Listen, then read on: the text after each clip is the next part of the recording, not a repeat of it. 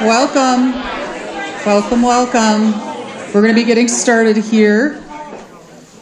Welcome, everybody, to tonight's presentation. I think we may break a record for a turnout for a Historical Society event. So thank you, everybody, for coming out. We're very excited about this event. We're very fortunate to partner with Dr. Mike Wilcox to come out and present the biographies on 11 of the more prominent physicians over a 100-year time span in New Prague. So a few things I wanted to mention.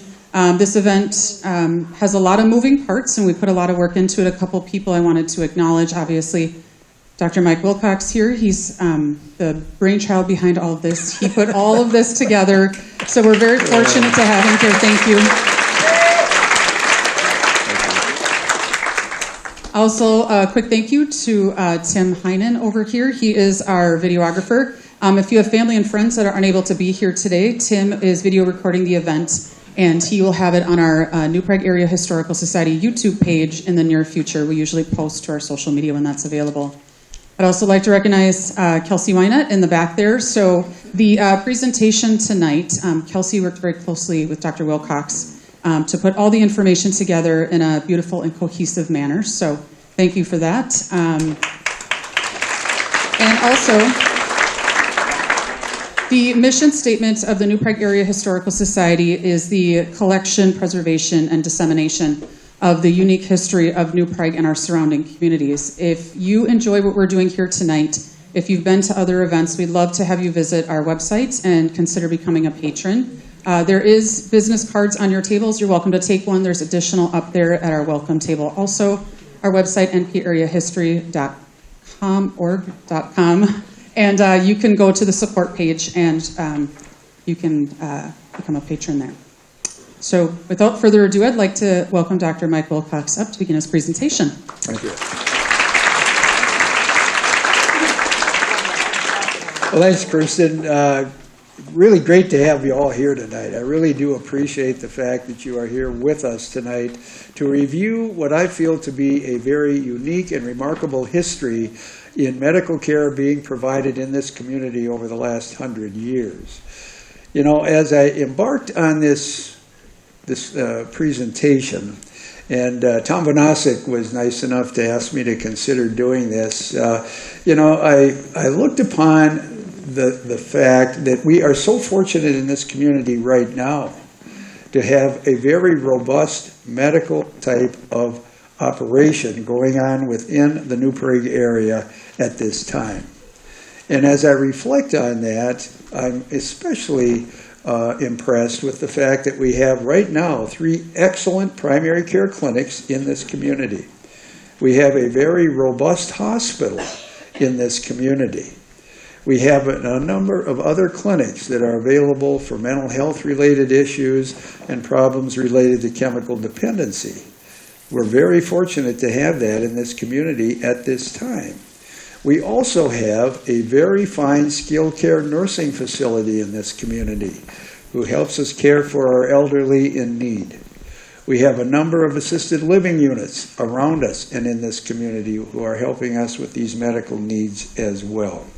We have a very robust EMS medical organization, a fine ambulance crew, and we have a terrific emergency room as part of this hospital setting. We're fortunate to have all of that.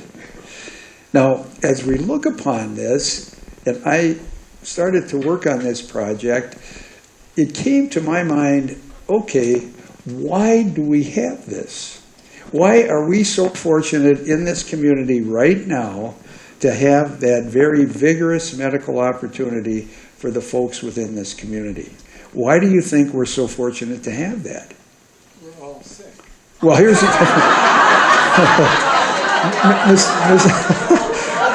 Did you all hear that? Mr. Tompkins says we're all sick, right? Okay.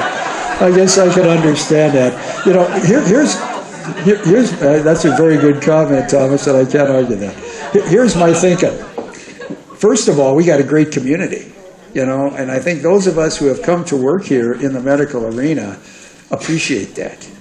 We appreciate that opportunity to work with you as our patients over the years. That has been terrific. We've also had, of course, as I've mentioned, all of these other great resources that have come together and provide care as a team. Now, the fourth thing is, though, and I really want to emphasize that tonight, we have built this on the legacy of some excellent providers of care before us. And that's why tonight what I'd like to do is review with you 100 years of medical care within this community. And we're going to be chatting a bit about some physicians over this last 100 years that have been a part of this. There's 11 that I came up with, and we'll talk about that. We're also going to be chatting also about how great it has been to have a hospital in this community and have support of the founders of this community in providing that hospital support as well. So we're going to be talking about that as well. So let's embark on this program now and talk about what we have been dealing with in the area of medical care within the last 100 years. I'm looking at starting in the year 1875, and we're going to move right up through 1975. That's going to be the 100 years that we're going to be looking at right now. I mentioned to you the importance of the hospital, and what you see in this graphic is the very first hospital then that came into existence in this community, and I believe it was in 1924, I believe, when the Harvey Manor became our first community hospital. And what you can see up in the left graphic there then would be some of the providers of health care that were initially part of that hospital setting. And I believe right up there, that's Doc Charlie, I believe. Doc Charlie Chavenka with his wife, Ruth, who was a nurse. They worked together in this hospital to provide care within that hospital setting. Now you can see over in this graphic here, these were some of the first nursing personnel that were a part of that. And I'm not sure who this is. It might be Dr. Martins, I'm thinking, perhaps. I'm not sure. But the bottom line is we had some really fine additional nurses who provided that care at that time. Now, as time moved on then, it became apparent to the founders of our community that we needed to expand on that hospital. We needed to get an even better facility to provide patient care in that hospital setting. And what you're seeing in this graphic then is in 1952, they went ahead, the founders of this community, and built a hospital, the Community Hospital of New Prague. And that's what we see in this graphic here. The one on the left, the two pictures on the left are indicative of that.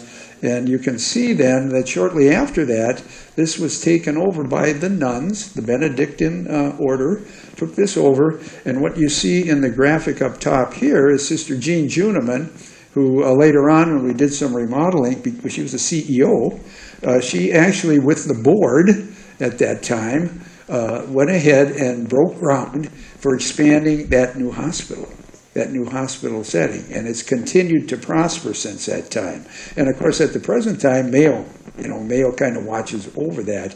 But the legacy of this hospital was built on the shoulders of some of the providers we're going to be reviewing today, along with the Benedictine sisters and the nuns who assisted in developing this hospital. And here are some pictures then that further amplify that. What you see in the middle graphic there is some of the providers of care in the newer hospital setting, the laboratory, and so on, that were part of this. That was really terrific. You can see in the right upper picture here, Dr. Charlie Chavenka, who was he and his wife were very heavily into education. That was a big deal for us all. And he actually then set aside funds in the hospital for a library where we could go to for additional resources in doing the work we were doing as physicians. So this was something in the New Prague Times that indicated when that did occur. And you can see in this graphic, we got Dr. Rinda here, we got Mrs. Chavenka here, we got Dr. Charlie here, and we got Elmer Doherty here. And we'll be talking about these physicians and as we move ahead with our discussion this evening. Down here we have a nurse who was at the bedside there. I think that's Perotka, right? Marjane Perotka, who I believe was at a patient's bedside there. And look at the pricing, folks. Have a look at the pricing.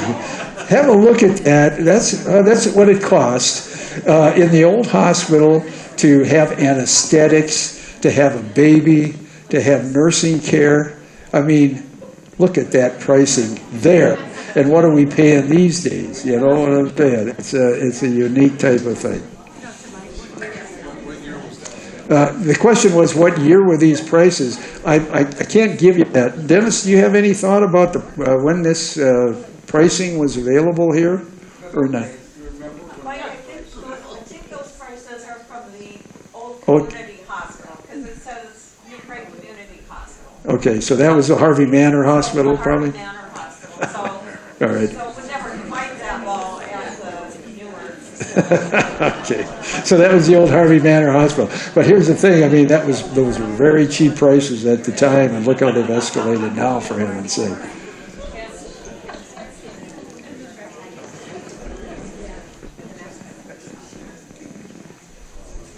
Oop.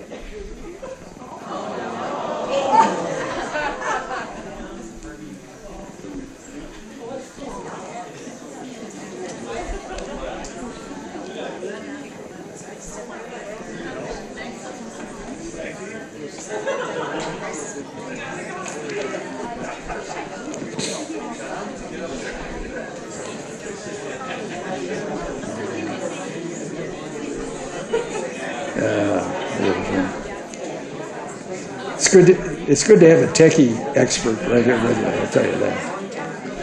All right.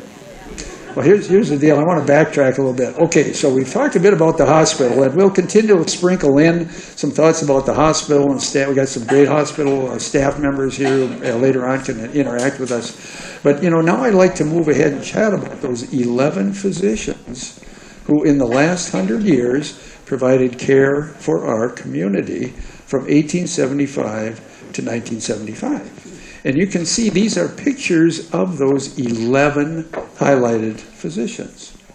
Those 11. And we'll go through each and every one of them biographically. I have a little biography on each of them. And I'm going to present that as our number one step. Now, after we get done with the biographical presentation, we're going to take kind of just a little bit brief break, and then we're going to swing into a panel discussion about each of these docs and talk about some anecdotes of how they practiced in this community over the years. And we've got some great panel members that'll be a part of that. Got John Cervenka, Paulette Cervenka, and Dennis Dvorak. They're going to be panel members who will be reviewing some of these anecdotes with us. And then get this, it's an audience participation night. Oh. So we got microphones and stuff. So we're going to hand them around to you guys. And if you have any thoughts at all anecdotally about the patients and your interaction with your physicians, you can chime in and bring those up. Okay? All right, so we got 11 highlighted physicians. Okay, so here's our first one. This guy's name was Dr. J. Landenberger. You probably, have any of you heard of Landenberger? Yes. Have you? Okay, so some of you are familiar with him. He was the very first guy that I came across who was in practice in this community in 1875. And he actually followed his dad. His father, Senior, practiced here before he did. Okay? This guy started in 1875. He was born in 1850, passed away in 1924. Now, his academic background, he was a Johnny. He went to St. John's University, and he completed his undergraduate degree in 1870. And he actually began his practice then on the second floor of the post office's former building, which is now a building behind the New Prague Times. Okay, and we'll have another picture of that in a little bit, and Dennis will be talking a little bit about that as well. So this was him. This was his initial office, and then he moved to an office above the old post office. But that was his initial pitch. He was a physician and surgeon, and he had his offices in that area. The second doc that I came across, who followed, who was then in practice with him shortly thereafter, was this gentleman, Dr. W.F. Meritz. How many of you have heard of him? Have any of you heard of this guy? Have you? Okay, so Marty, you've heard of him. Okay, his academic background, he was a Johnny as well. Okay, he's from St. John's. He went to med school at the University of Minnesota. And he completed his postgraduate degree work and his training then at Minneapolis General Hospital, where many of us worked. And he completed his degree in 1907. His practice occurred then in the area listed here. He was at the southeast corner of First Avenue South and First Avenue West, and then he moved to the second floor over the former State Bank building as a secondary area of his work. And then the next area he moved to was the second floor over Remish Apothecary. Okay? So that was his additional office, right over the old apothecary down on the corner. You know, pretty familiar with that. Now, this was an interesting guy because he served in World War I. He was in the armed forces in the Great War. And he served time over in Europe. He was a first lieutenant in the U.S. Army, World War I. He was actually stationed in France and Romania for 18 months during that time. And then when he came back to the New Prague area, he briefly moved to North Dakota from 1913 to 1917, and then he came back again. And we'll talk about that when we do some anecdotal review of his work in this community as well. Interesting man. Anybody heard of Dr. E.E. Novak? I can tell you, I heard of Dr. Novak when I hit downtown Main Street of this community. I can tell you that. He was a unique guy. He actually was born in April 29th of 1873, passed away over in Faribault in the skilled care unit over there in 1966. Now, he had interesting academic background. He was a Hawkeye. He came from Iowa, is where he came from. He got his four-year degree at the University of Iowa. And, you know, it was interesting. His licensure was given to him because he completed an apprenticeship under a physician's oversight in Iowa, came to our state then and got his license to practice medicine as a result of that. Now, they don't do that anymore, you know. But, I mean, that was his way of providing patient care here. And, you know, he initially, when he started his practice, he worked out of his home. And we'll show his home here in just a little bit. But he had a good-sized home, and he actually had a wing of that, I believe, that was his hospital, is what it was. And he actually had his clinic in that home setting for a while. And then later on, he actually moved downtown on the second floor of the Remish Apothecary store above the back and neck clinic down on the corner there. So that was Dr. Novak. All right. Now, who has not heard of Dr. Charlie Chivenka? Tell me that. This man is a terrific example of a physician who is skilled to handle numerous medical problems in a rural community. This guy was unique. He was born in September of 1904, passed away in October of 92. And his academic background was unique because he actually, folks, graduated from high school at the age of 15. He went to Hopkins High, and John can expand on this a little bit, John David, but he graduated from high school at the age of 15. He graduated from medical school in his early 20s. You know what I'm saying? I mean, he was 21. You know, I mean, this guy was academically tuned to be a really excellent physician. So he went to the U as an undergrad, graduated from med school at the U. He did unique postgraduate training. Very skilled surgeon. Did a lot of work at Minneapolis General. Did a lot of work at Cook County Hospital in Chicago. That's a level 1 trauma center downtown Chicago. Tons of trauma went through that hospital. He learned his surgical skills in that setting. And then get this, he did some additional surgical work at the Oxner Clinic. Hand surgery. So he did some additional work in that specialty area of hand surgery. Went to the Oxner Clinic. And John, you can expand on this, but he went there, interestingly enough, guess what kind of patients they had at this place? Leprosy patients. Okay, and leprosy ends up causing vascular problems in the extremities. You lose your fingers, you lose your hands, your toes, and all this stuff. He learned to do his stuff in hand surgery at that clinic in Louisiana. That clinic had lepers for treatment, which deforms your hands. Yeah. I mean, part of the practice. Yeah. One of the reasons Charlie went there and did that was because there were so many farm accidents where people were getting their hands smashed up in machines. So that's the explanation Yeah. for it. Excellent. You know, he was concerned about his community. He was thinking, how can I fill a gap in this community? Well, we got these hand issues that occur farming. How can I help that? You know what I'm saying? That's a big deal. Now, his first practice location was the Remus Apothecary Store.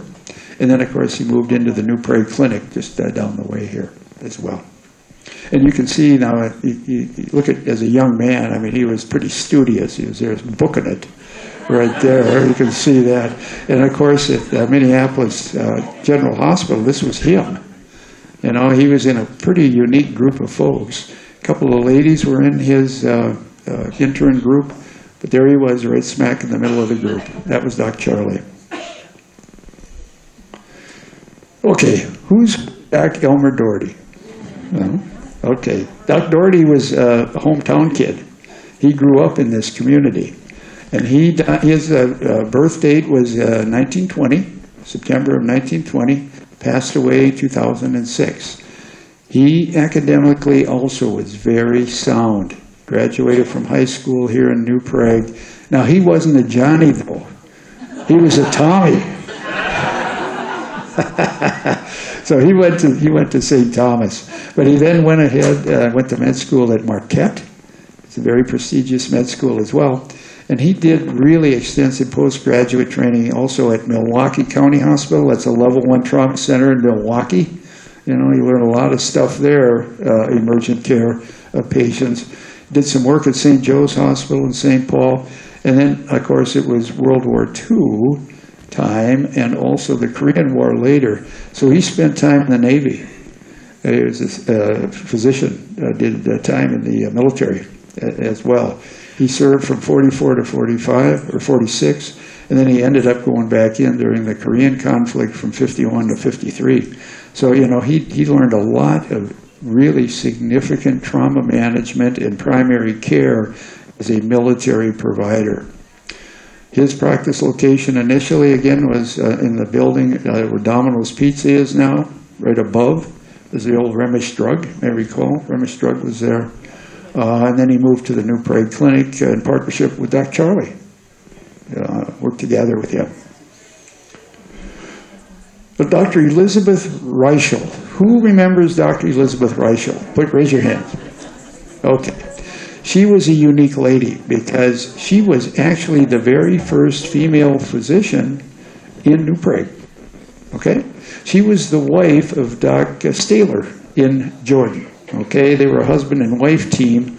He did his work in Jordan. She did a lot of she did in-home deliveries and stuff in Jordan for a long period of time, then came into practice in the New Prague Medical Clinic group for a period of time as well. She graduated from St. Scholastica College up in Duluth. Her major was chemistry and biology. Then she went to Marquette, and that's where she met Doc Staler. That's where they got married and so on.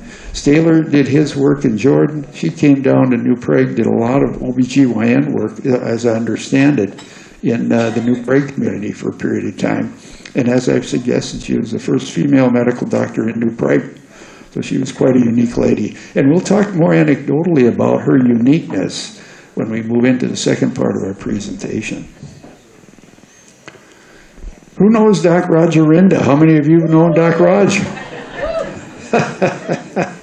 You know, we're very pleased to have some family members of Doc Rinda here tonight, and maybe she can chime in a little bit about her interaction with her dad when he was here in town.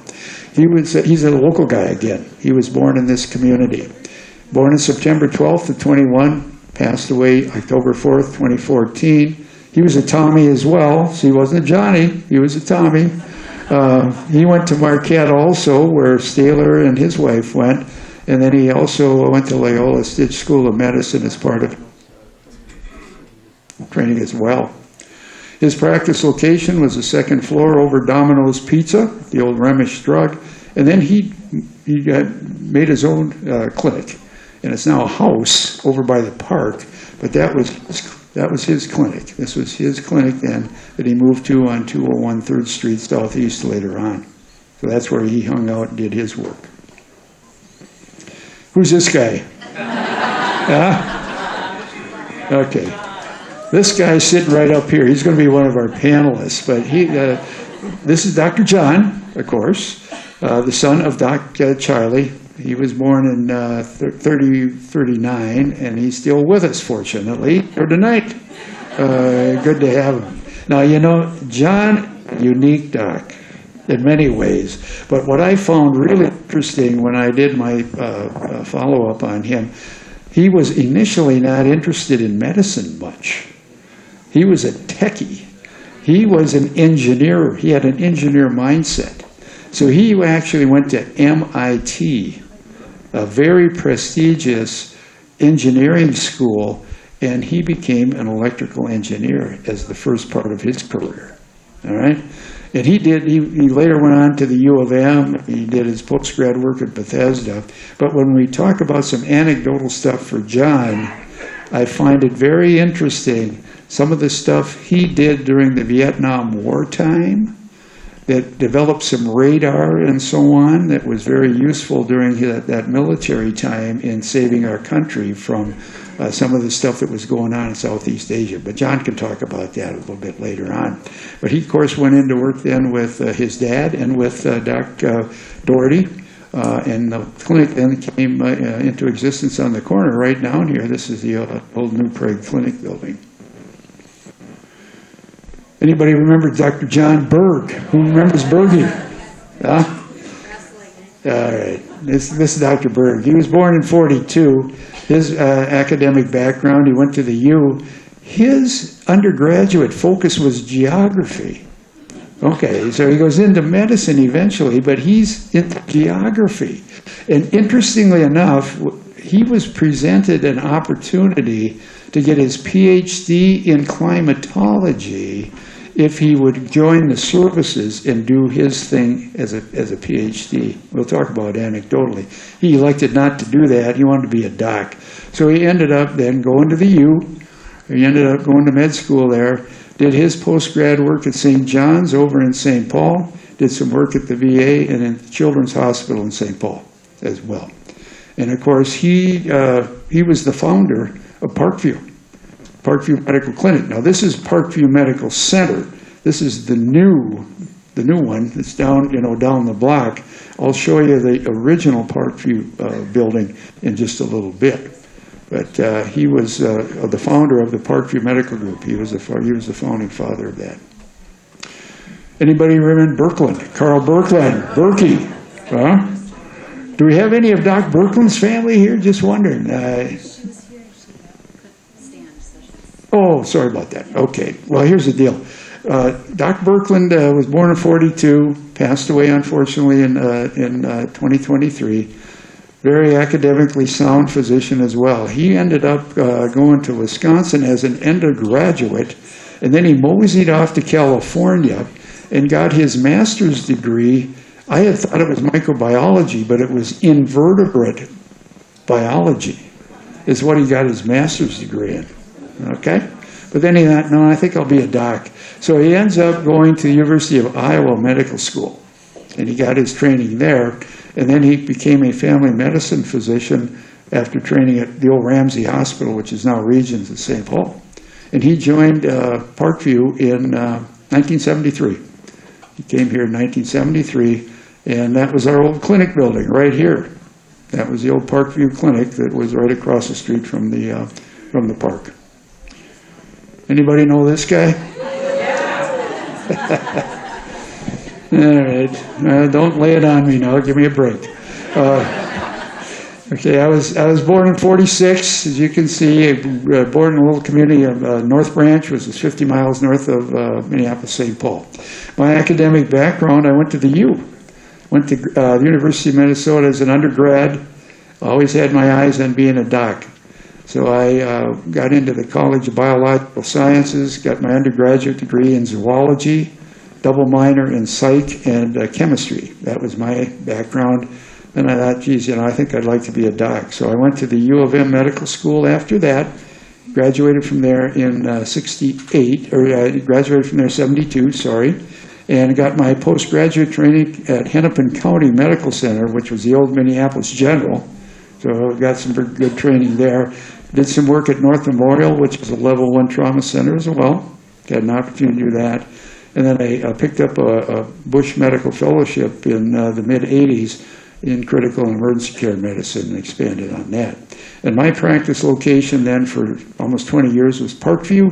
And then after that did some work, still locally, but I did work for North in their outstate ED program. Okay, so that's the 11 of us. Now, here's what I really want to do next. I want to have a good opportunity for our panelists now, as I go through some anecdotal stuff with each of these docs, to chime in and give us some thoughts about their take on these docs and how they interacted with their patients and with staff and so on. And then, guess what? We're going to have microphones available for you guys. So if you have some thoughts that you would like to bring up for any of the physicians that we're going through anecdotally, raise your hand. We'll give you a mic. Chime in. Sound good? So this is going to be a community effort here at this point. So we got these 11 docs. So let's talk about Doc Landenberger. Now, many of us really did not interact with him. So I'm going to ask Dennis, who's our guru when it comes to the history of what's gone on here in the area of healthcare, to chat a little bit about Doc Landenberger. Dennis, do you have any thoughts at all about him? Well, what I have information on is not necessarily politically correct, because when he arrived, he was an avid hunter, and this story was communicated to me by a number of people. He was kind of a legend, and he went hunting near Sand Creek, east of New Prague, and shot a deer, and then a Native American happened to think that he was the one that brought it down, and they got into a conflict, and the Native American was killed, and Dr. Landenberger slipped his body underneath the ice of Sand Creek, and the Indian was not found until spring. So he had kind of that Paul Bunyan. He had kind of a Paul Bunyan reputation, and I suppose it was one of those survival of the fittest events. But whether it was always an oral history that was given from one generation to the other. So from fact or fiction, we'll never know, except that he, for the first community, being the first doctor, this was a story that was communicated and brought forward. He, as I mentioned, Dr. Wilcox mentioned, his first office was above the post office. Now that's an interesting subject, which I've been involved with for a while. And the post office today, as Dr. Wilcox mentioned, is the Blue House to the south of Swoop Printing in the parking lot. That was moved now from Main Street. And one thing that was interesting that I have found from my research is that many buildings, they were moving buildings back and forth across Main Street, up and down the avenue. They did not tear them down. They simply moved them if they were framed, balloon-framed structures.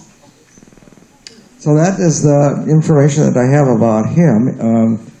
And we were looking for a photograph. There were not many images that were apparent and available to us, and then there was a large group photograph of many different of the founders and important men, and I don't know if it was members of the CCBJ Hall or whatever it was, but Kristen, you eventually found that, and so from that we have a photographic image. Let me just say some things about the community orientation of this guy. You know, what I found as I'd done my research, a lot of these physicians were very community-minded individuals. I mean, yeah, they were great docs, but they were focused on what's best for this community as well. This guy was the mayor of New Prague for a time. He was the president of the city council. He was the president of the New Prague Board of Education. He was the president of the New Prague Commercial Club. He was the first chief of the New Prague Fire Department. Get that, okay? I thought that was unique. He served, you know, he was a Democrat. He served on the LeSueur County Democratic Central Committee, and he did surgical work for the Minneapolis and St. Louis Railroad. Okay, so this guy was very community-oriented, and here's kind of a common theme. I think you're going to find that as we move through this, you see a lot of these folks were very community-minded.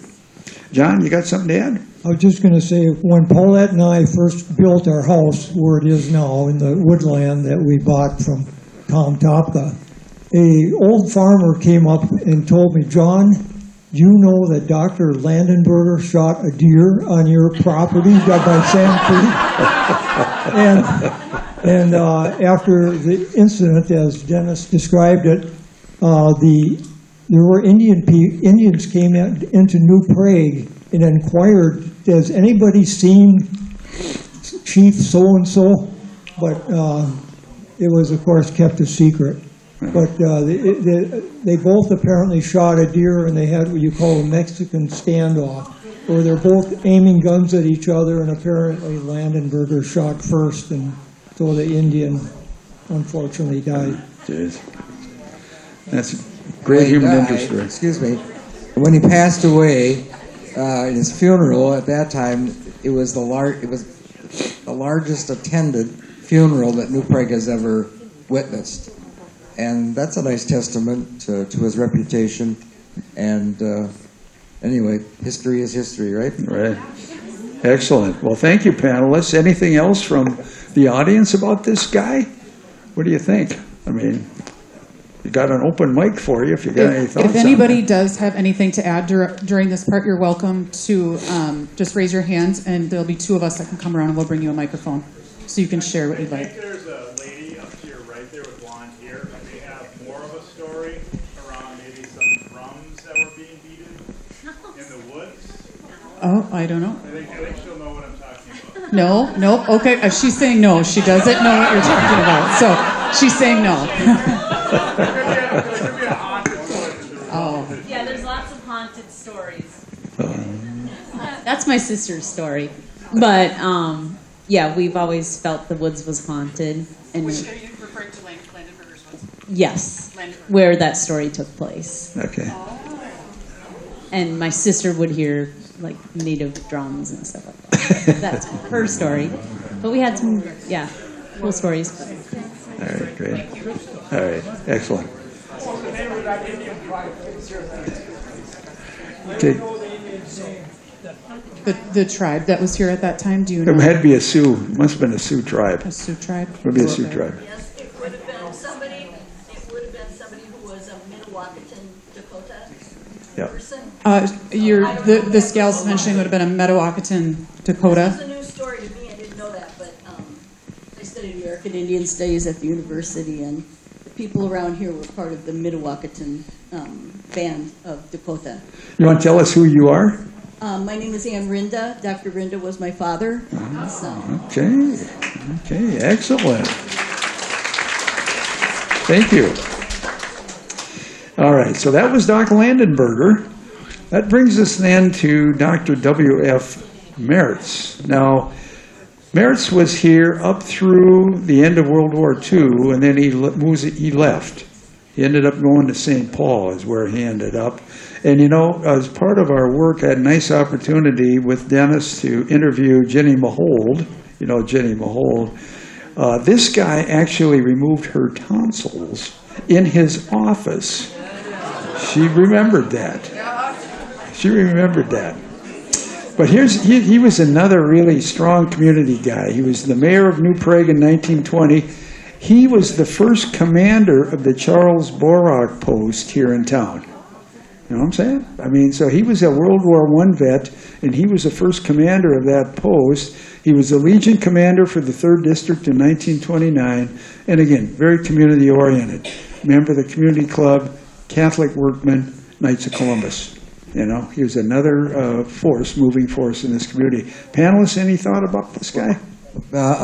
No, other than the fact that his home is still standing on the corner of First Avenue South and First Street Southeast. He had his office on the first floor. The porch was the waiting room, and the location of that house was interesting because the house next door, which is still standing and which is a brick home, but it's covered with stucco, was his parents or his grandfather's house. So they kind of grandfathered into this property. And then he eventually moved when Dr. Landenberg passed away.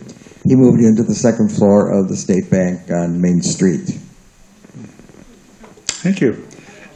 Yeah, go ahead, Paulette. When I interviewed Dr. Charlie, I did ask him about Dr. Mertz because he did know him, and he didn't really say too much, but he did say, I believe Mertz and Dr. Nowak used to battle a bit. They didn't get along real well. Mertz eventually left and worked at the St. Peter Hospital. Okay. All right, excellent, good. Any thoughts from you folks, the community, about this doc? Do you have any questions about that? Probably not much at this point. Can hardly wait till we move ahead to the next one. John, did you have something, or no?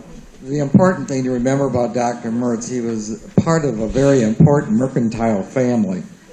And they were originally from Heidelberg, and they moved to New Prague. You know, we talk about Czech community and basically a German community. The first Mertz established what is today down on the west end of Main Street, and next to the West End Liquor. And that whole block was a mercantile development, and so he was Dr. Mertz's grandfather or father was one of the first that established the State Bank of New Prague. Great, thank you. Any other comments from the folks? All right, let's talk about Doc Novak. Okay, now Doc Novak, of course, as I have suggested, was pretty well respected, well-known person.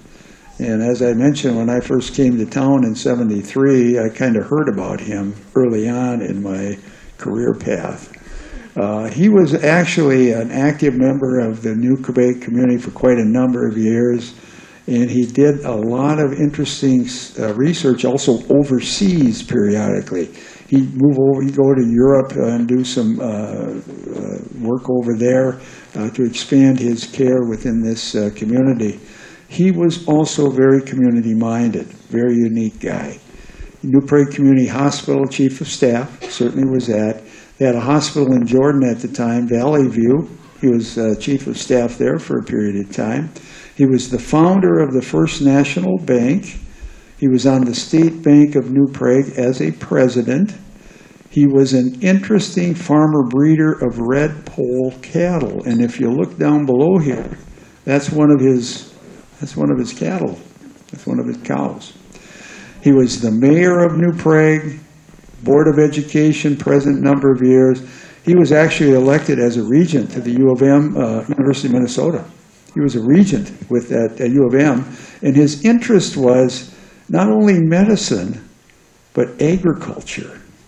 You know, when I researched him, he was heavily into what was going on at the U at the time, not only in the medical school, but also in the Department of Agriculture at the U on the St. Paul campus. He was a New Prague Community Club president. He was a Democrat also for the Le Sueur County Democratic Committee. He was a chairman. And you know, he was really concerned about infectious disease. Now, okay, he was around in the 30s, the 20s and the 30s. No antibiotics, no vaccines. His big concern was diphtheria. That was a bad one, and we'll talk a little bit more about that as we move into some other anecdotal information on some of the physicians that followed him. But they were very concerned about these various infectious diseases because there was no antibiotics at the time and there was no vaccines. Any input on Dr. Novak? Well, I would like to just draw your attention to the baby scale on the front table here with some other artifacts, and that was Dr. Novak's baby scale from his office. And we were donated this, the Historical Society that is, by Rick Hunzel, who was given to him by his father, who then was given to him by his grandfather. And Helen Sikora was Dr. Novak's nurse. And Rick used to weigh his fish after. So that's kind of a fishy story, isn't it? But it's true.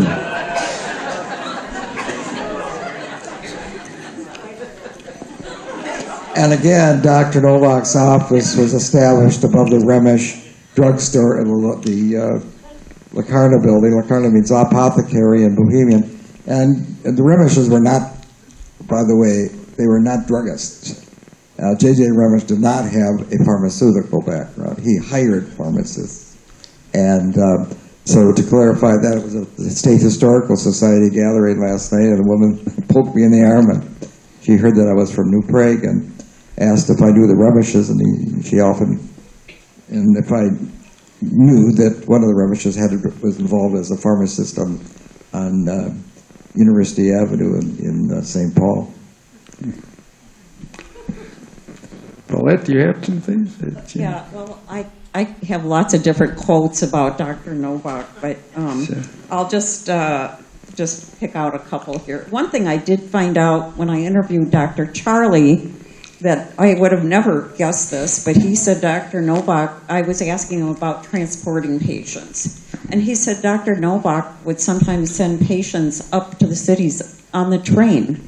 Oh, no kidding. And I said, well, where would they go? And he said they went to Asbury Hospital. And I looked that up, and I think that's now Methodist Hospital. Yeah, correct. So, and I have a couple of cute quotes here from Judy Brockach. I had interviewed a number of the nurses back around 1989. And anyway, she said, several times I went out with Dr. Novak in the country, and she said this one day he was in kind of a talkative mood, and he was telling me that he delivered a case and he was afraid the children would tip over the lamp. So he had a flashlight in his mouth while he tried to deliver the baby. And she says, I liked working for Dr. Novak, even though he wasn't a Catholic. And then she said, one day we were going to lose a baby. The cord was around the neck, and he said to me, Judy, I think we're going to lose this baby, so baptize it. So I baptized the baby. Or he would say, pray, I think this patient is going to die, so I would pray. Terrific. Yeah. Some thoughts, John? I could add a few anecdotes. When I was a kid, of course, Dr. Novak, I'm talking the 1950s, we used to run around town on our bicycles, but Dr. Novak had this very imposing house, occupied nearly a city block, and it was surrounded by a wrought iron fence, and also had a very large garage, which actually historically was a carriage house, and that's where he kept his horses and his carriage. And I learned that later he apparently had the first car in New Prague, and he kept it in that garage. But before that, anyway, he would make house calls with his horse and carriage, and after he finished the house call, he'd often fall asleep. But the horses would carry him back to his home because they wanted to get those oats for supper. Anyway, that house is now occupied by Steph Kivy, one of our partners from the Mayo Clinic. in New Prague. As you've heard, when I was a kid, we go biking out east of town, and we go by that big brick barn that he had. Who would have a brick barn? But Dr. Novak did. Very imposing, and then you'd see this field of red pole cattle. So he was very big into agriculture and the cattle that he had. Well, when my mother, R.N. Ruth Nelson, came to New Prague, she worked initially in the old community hospital. And she said Dr. Novak would make rounds on his cattle first. Then he'd come to the hospital and see his patients. And she said he kind of would have a barny smell.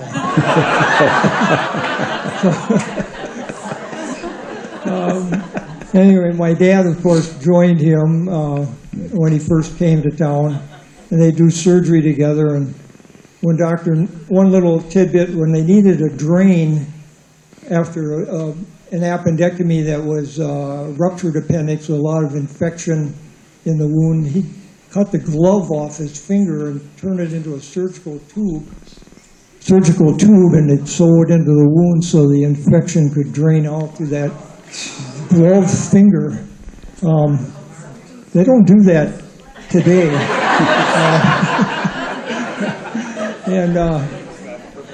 Let's see, one other little thing. When he was older, and we had our hospital, and the nuns, we had in the hospital, what became the Queen of Peace Hospital, there was a major surgery room and a minor surgery room. And of course, the minor surgery room would be for just little procedures, or also served as an ER. But then there was one nun, Sister Catherine, told me Dr. Novak one time, he'd make rounds at the hospital, and he'd be wearing this baggy old gray suit, and he had all kinds of stuff in his pockets. And he didn't follow the rules. If you're going to do a minor procedure on a patient in the hospital, you're supposed to use the minor surgical room downstairs. But he actually carried instruments and anesthetics in that suit pocket. He did a procedure on this lady in one of the rooms, and the nuns were really mad about that. You don't do operations in the patient's room. These are like anecdotes, and I don't have any other real juicy anecdotes. Dr. Novak also ran for governor.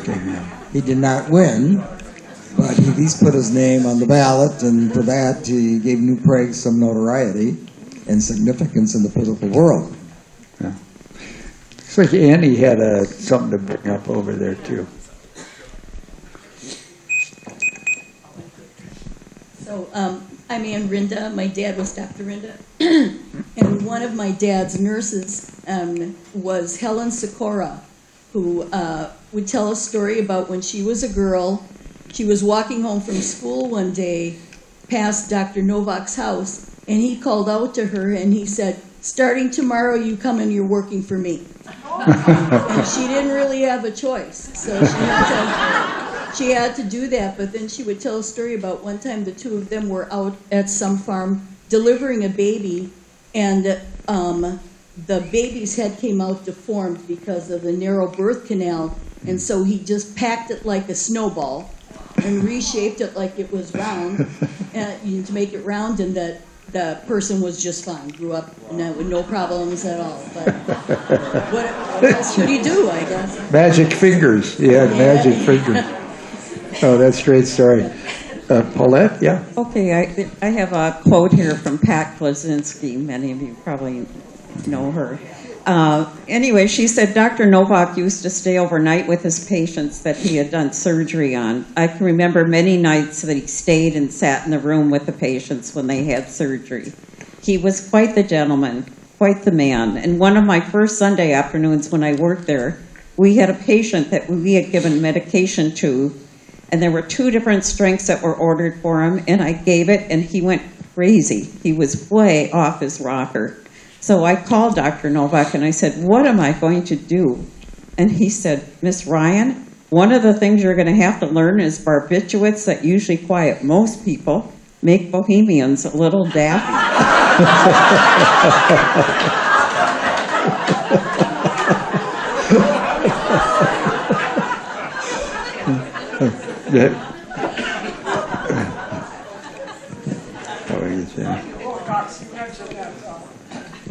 Okay, I'm Maura Travinka. My dad is Dr. John up there, but I just remembered a Dr. Novak story I heard from a patient at a dental clinic, and it was an older patient, and he said, I remember Dr. Novak and Dr. Charlie. We had a farm accident at our house, and there was no such thing as an ambulance, and they drove as fast as they could out to our farm to get my brother, and to prove how fast they drove out to get him, they showed him a dead bird in the grill of the Model T car to say, this is how, fast we drove to come help him. But, they would just hop in the car and that was the ambulance. So I thought that was kind of cool. That's terrific. Very good. Any other comments? Dr. Wilcox, you mentioned that Dr. Novak was a Democrat, and that's true. And all of you remember when the old state bank by City Hall moved to the bank, new building by the stoplights, which is now First Bank and Trust. And I was in there one day after the new bank opened up, doing some business, and Bev Zonovitz walked in. Bev Zonovitz walked in with a box of stuff, and she said, Ron, come over here, I got something to show you. She takes out this 8.5 by 11 picture, full size. In that picture is Dr. Novak, and LBJ, John Kennedy, and Hubert Humphrey. Yeah. And Dennis DeBork, I don't know if you got that picture for the Historical Society, but that's the last I remember is Bev Zonovitz showing you that picture, so I take it who owned that was the State Bank in New Prague, and where that picture is now, I don't know, but I'll never forget that picture. It showed all those guys, and they were quite younger, of course. I think JFK was the senator at the time, but it must have been taken in Washington, D.C. It wouldn't have been in New Prague. I do not recall seeing that, but we'd have to check our collection. Yeah. We do have Dr. Novak's medical bag in the history shed at the park. So if you get a chance to stop up and see that, as well as a pharmaceutical box of pills that was prescribed by him. I mentioned also, I think some of this equipment that's up on the front table, which John and Paulette brought, some of that was Dr. Novak's. He's got, I think, a delivery bag there, doesn't he, John? Yes. Some of the Dr. Novak's medical items I got from Dr. Rinda. I was Dr. Rinda's doctor when he was older, and he wanted somebody to keep track of them for history, so he gave me this stuff, and I keep it down in the basement. Someday, if we have some kind of a museum, I'll put them in the museum. Excellent. Right. One little tidbit about Dr. Novak sending patients by train to what is now Methodist Hospital. Some of you may remember the railroad in New Prague used to have a train called the Dinky, and the Dinky was a passenger train between New Prague and the cities. And when my mother wanted to get rid of me, she'd put me on the Dinky and send me to Minneapolis to stay with my grandmother who lived there. So I learned about traveling on the Dinky. Great story. All right, terrific. All right. Well, that was really good stuff. Thank you very much for that. Let's see here. Let's move on to. It's going to move on to our next physician here. Beautiful. All right, excellent. Okay, so this is Doc Charlie. Okay, now this is a gentleman that I got to know early on in my career path. And, at the time, if you look up here, does anybody recognize this? Marcus Welby. That was a program on TV at the time. And it was related to a family medicine doc who is doing his best in a rural community. And I'll tell you, as I got to know Doc Charlie personally, in my mind's eye, this was him. Okay? Doc Charlie could do it all, in my mind's eye. I mean, he was a very skilled physician. He was a great surgeon, excellent patient care. His manner was mild. Never saw the guy stressed. Never saw the guy lashing out at his colleagues or the people he worked with. He was just terrific. And, you know, it turns out then that he worked very closely with his wife, Ruth. And if you look at this picture here, who do you suppose that is? John, can you tell me who that is? Well, that's Nurse Nelson. By that time, that's my mother, who was Nurse Nelson, and at that point, of course, she was married to my dad. I'm not sure who the baby is. It could be either one of my older brothers or my older sisters. I'm not sure. But Okay. that's probably circa 1920s, because she, just by her appearance. Very good. Yeah, here's the deal. I mean, Doc Charlie was very focused on what was best for patient care. That was his big deal. And he always went by the book. He always was very skilled in his research. And when it came apparent that it was safer to have women cared for deliveries in a hospital, he said, bring it on. And so what he told his patients then at the time was, you deliver in the hospital and I'll deliver you free. That's what he said. You know, he was so concerned about his patients' benefit and welfare that he said that to his patients. That was terrific. He, again, very much a community-oriented individual. New Prague Sportsman Club, New Prague Rotary Club, New Prague Chamber of Commerce, president of the New Prague Improvement Association, heavily involved in American Medical Association, Minnesota Medical Association, American Society of Abdominal Surgery. That's a big deal. He also was very focused, again, on infectious disease. Now, you may recall when he came on board, again, antibiotics were not available. He was concerned about infectious diseases that he would need to deal with in this community that were problematic. What were they? Listed on the bottom there. Scarlet fever, tuberculosis, pertussis, diphtheria. Those were big deals for him to have to deal with. And later on, we had vaccines we could administer for that. Later on, we had antibiotics available for that. But in his day, those infectious diseases were truly problematic.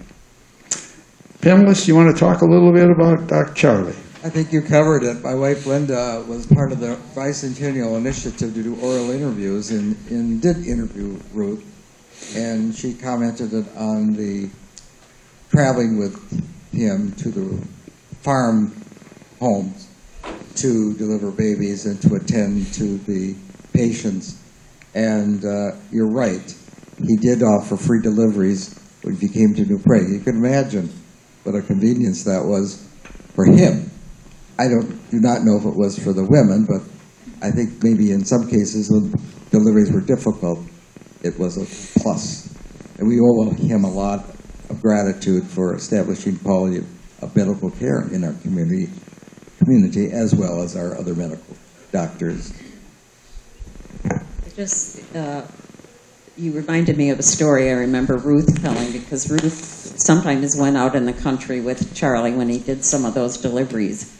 And I remember her saying that they would put warm water in bottles around the bassinet to make kind of a little incubator if the baby was, I don't know if they did that only if the baby was underweight or unhealthy, or if they did it for all the babies, but I thought that was pretty creative of them. Well, let's see, I can add a few tidbits, of course. My dad, of course, joined Dr. Novak in New Prague about 1926, and by the way, he did graduate from med school at age 21, and he may have been the youngest graduate from the University of Med School by history, but we're not sure. But when he joined Dr. Novak, the office was above a Remish pharmacy, and Dr. Novak had a kind of a tube. He'd write a prescription for a patient, he'd drop it down the tube and to the pharmacy below, and then the pharmacist would fill the prescription. And that's something my dad, he worked with Dr. Novak for a couple of years. He told me one thing that maybe I shouldn't say, but after the office would close, Dr. Novak would go over to pharmacist Remish's house, and pharmacist Remish, whatever his first name, would serve Dr. Novak a glass of whiskey, and Dr. Novak would then give Mrs. Remish a shot of morphine. So things were pretty loose with narcotics in those days. But you may recall that originally Coca-Cola had cocaine in it. I mean, going way back. So, let's see. He did work with Dr. Wangenstein, of course, in surgery at the university. And when I started med school, I was in an anatomy lab once, and a surgical resident came up to me. I was dissecting a cadaver with my other three partners, and he said, "Cervenka, the chief wants to talk to you." And I said, "Who's the chief?" "Dr. Wangenstein." "Oh." He apparently, because he worked with my dad, or knew my dad who trained at the U, and he knew I was in med school, so this surgical resident dragged me through the bowels of the university hospital to Dr. Wangenstein's office. And I go in there, I'm wondering if I could be kicked out now or what. But he said, "Oh, John, I just want to ask you about what's it like to be in med school now in 2066, and I kind of told him what I thought about it. It was very nice. I was honored to be accepted into the university, and he said, "Well, that's all, John. You can go back to the anatomy lab." And then he said, "By the way, you must look a lot like your mother." I think that was an insult to my dad. Wangenstein was sort of blunt, you might say. Let's see.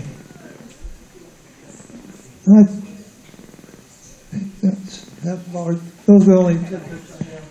I have a little bit. Oh, go ahead. Yeah. Okay. Yeah, sure.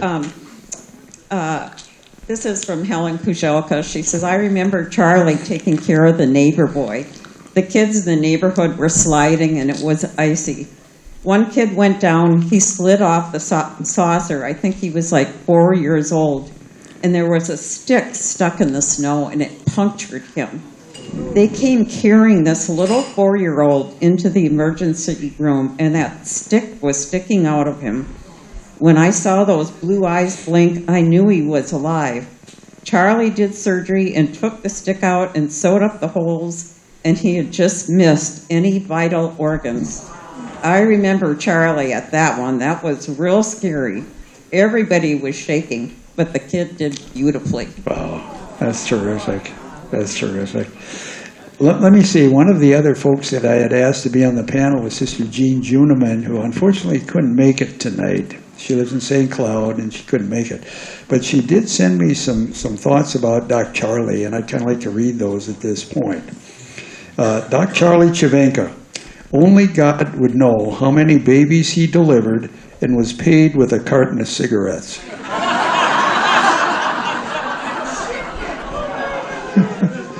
All right, and the last thing, which I thought was really terrific, long after he retired, Sister got a call from Doc Charlie telling me he had just delivered a baby at home and could he bring it to the nursery.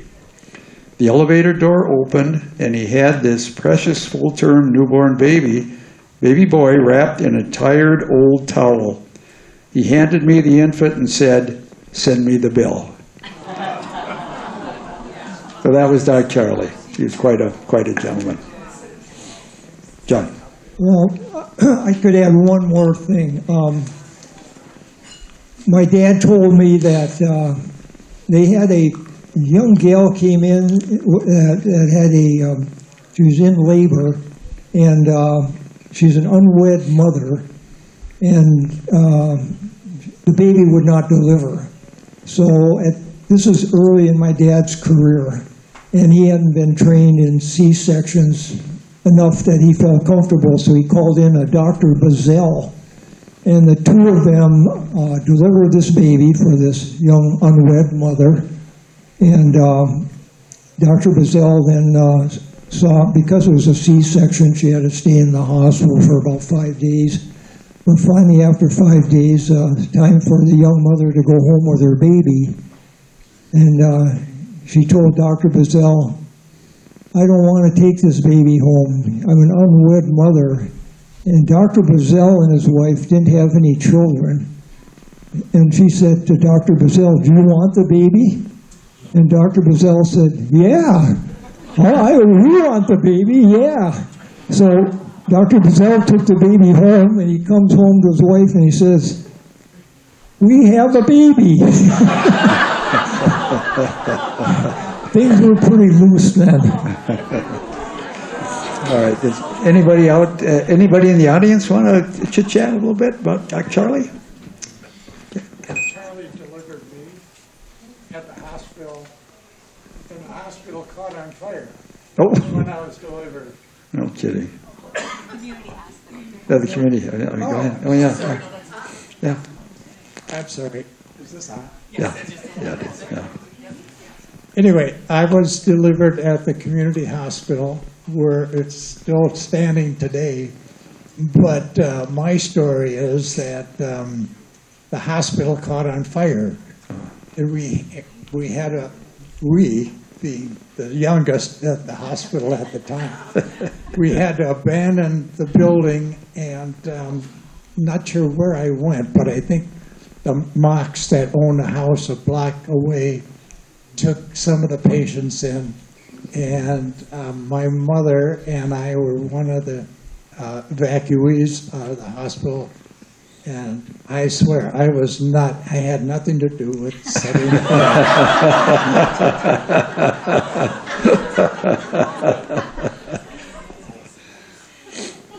I just have a story about Dr. Charlie and my mother.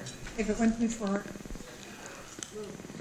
for Dr. Charlie, I wouldn't be here today. My mom was full-term pregnant, and she had an abrupt placenta tore away at home, started bleeding. Sorry. Anyway, my uncle called the doctor. Dr. Charlie came out to the house in Union Hill and picked Mom up, brought her into the hospital, did a C-section, didn't save the baby, but did save her life. And she had 6 or 7 more kids after that. And I was the next one right after him. But, very good. That Excellent. Mom just made sure we knew that. She loved Dr. Clark. Yeah, he's quite a man. Any other comments?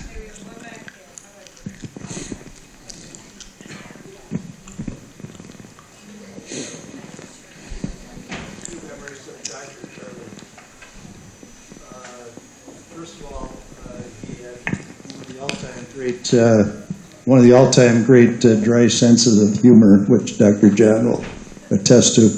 But secondly, when I was very young, I remember being maybe about 4, 5, 6 years old at the oldest, and had probably what was a light case of the flu with an upset stomach, and being the oldest, my mom being a young mother was concerned and must have called the clinic.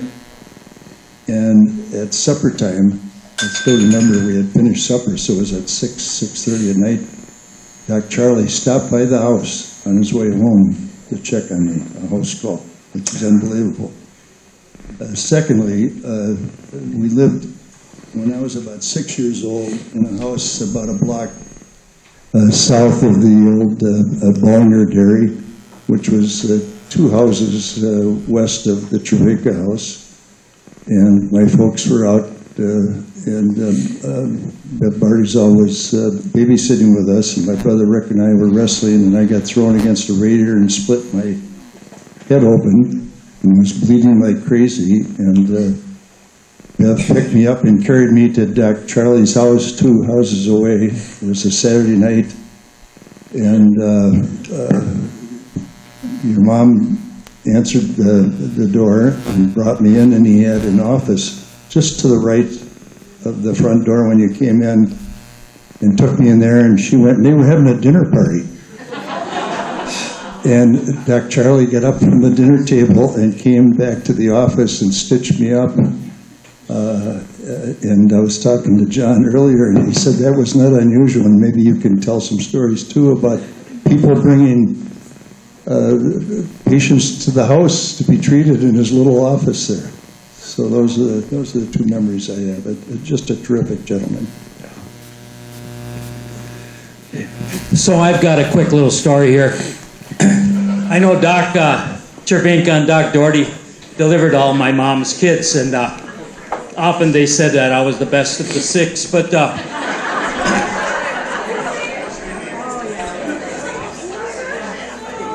so what happened is in my early 20s, I went into Doc Chervenka's office. I had a big lump on my hand, and it was getting bigger and bigger as the weeks went on, and I was afraid it might be, I don't know what it was. So I went in there, and he said, "Here's a Dr. Charlie, let me see that now."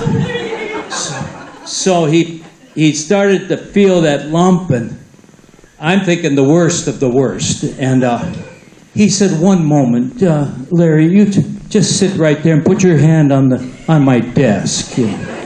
So I put my hand on. So he went to his bookshelf, and all of a sudden, there, he got the right book. So I thought he's going to read about this. And so he said, "Just stay right there." He took that book and he hit it so hard. Oh my gosh, I thought I was going to die.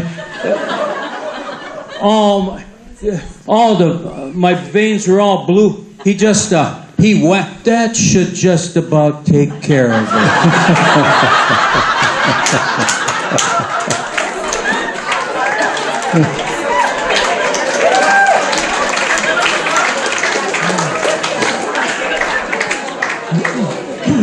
That is what they call the Bible treatment. All right. Any other comments? This is great. Really good. Okay. All right. Can we move on here? Can you move that ahead then, Kristen? This doesn't seem to be functioning well. Okay. So now we're going to talk about Dr. Doherty. Now, he was a partner of Dr. Charlie's, of course. We've already covered that ground. He was another local guy. He grew up in this area, graduated from high school here in New Prague. And, he was another one of these community leaders, no doubt about it. He was very focused on community benefit. State Bank of New Prague, he was on their board of directors, leadership role in the Chamber of Commerce, heavily into Queen of Peace Hospital work, medical staff, chief of staff. He was a Boy Scout leader. That was a big deal for him. He was very much into that with his kids. Member of the American Medical Association, Minnesota Medical, American Academy of Family Physicians, Minnesota Academy of Family Physicians. He did house calls, labor and delivery, child-centered care, and again, he was concerned about infectious disease. Now, the big one that he was concerned about when he came into practice was polio. Polio, a bad virus, would always hit around August, seemed to every year. And if you look at right over here, what is this? Do you know what this is? That's the iron lung. That was an iron lung. At the time, if you ended up with polio and your diaphragm muscles were paralyzed, you ended up in this tube for life. Nowadays, of course, they got a trach and they put you on the ventilator and all that stuff. But in those days, that's where you would live with polio if you ended up with a virus that hit your diaphragm. He was very, very concerned about that. And I can tell you, when I did my research, he was so happy when we ended up having an antibiotic we could prescribe for an infectious disease. And the very first one was sulfa. And that was developed in the mid 40s, or actually late 30s, early 40s, and it was utilized in the military for a long time. They didn't let us use it for a while. It had to be in the military, and he was so pleased that that was available for various infectious diseases. He brought that up, and he was very pleased when finally we got a vaccine for polio that could be administered to take away that threat that he was concerned about in the fall of every year. So, panel, do you have any thoughts about Doc Doherty at this point? Dennis? Yep. This is from Pat Glazinski. She said, we had a small warmer in the corner of the delivery room, and I can remember the mock baby that was born that was very, very tiny. I don't remember what she weighed, but she was very tiny, and she was with us for months. I remember Dr. Doherty saying if we pulled her through, she was sick a few times besides the delivery. He said, if you pull her through, I'll take you all out for supper, which she did, all the nurses and their husbands.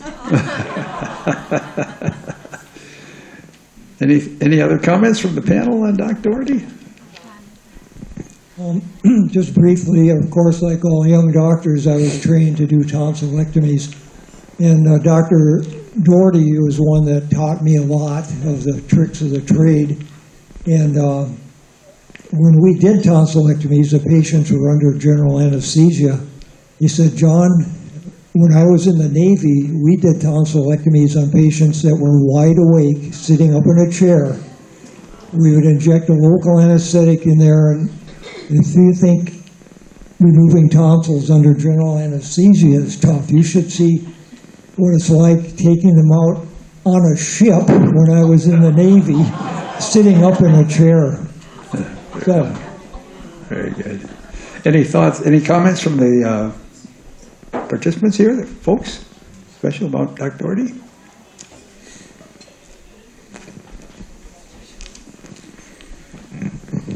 I have a little story. My mother-in-law always talked about one of my husband's brothers evidently had a farm injury on his hand and went into the doctor, and they wanted to amputate the hand, and Dr. Doherty had just come back from the Army, and he said, oh, I think I can fix this, and he did, and everything was perfect. Yeah, very good. Yeah, he was quite a guy.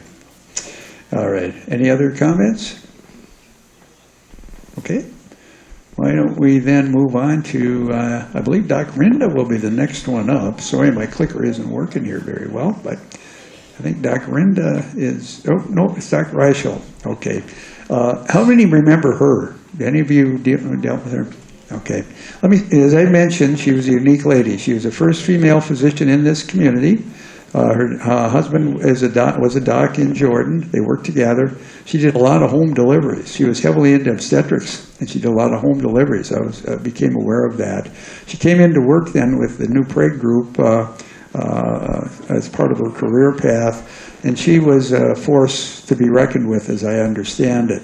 She was the Secretary of Staff for the Queen of Peace medical staff. She was in the Scott Carver County Medical Society, VFW Auxilian, member of American and Minnesota Medical Association, Christian's Mother Society. She graduated from med school when there were only about 6% of med school graduates were female. You know what I'm saying? So she was really a powerhouse in her medical career as well. And she actually, at the time that she was a senior in med school, delivered her first child.